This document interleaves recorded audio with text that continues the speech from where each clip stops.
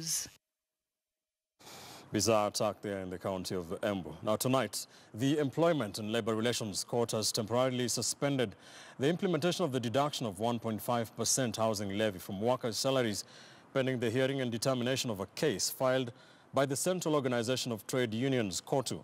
Now, COTU says that the process was not consultative and that it would have infringed on the right to fair remuneration. The state is now under pressure to convince the nation that this was not another hard bargain on workers. KTN's Francis Ntomo has details.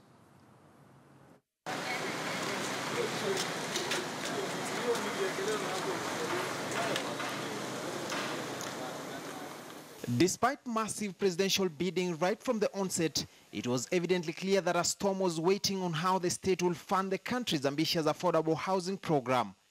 Among the first to raise the red flag was the Central Organization of Trade Unions, COTU. To date, no any meeting has been convened and they have already appointed contractors. They are already expecting us to contribute as from January.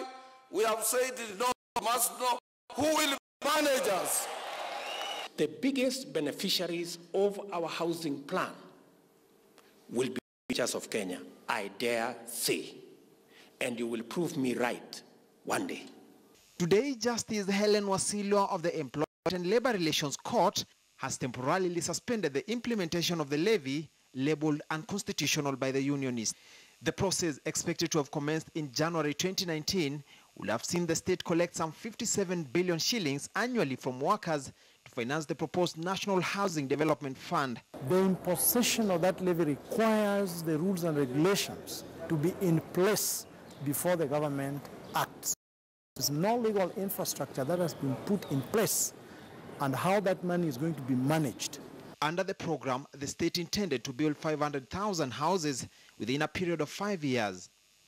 In Kenya, housing is a devolved function, and economies opposed to the housing structure say the plan is nothing but a backdoor strategy to raise revenue from workers who are already heavily taxed.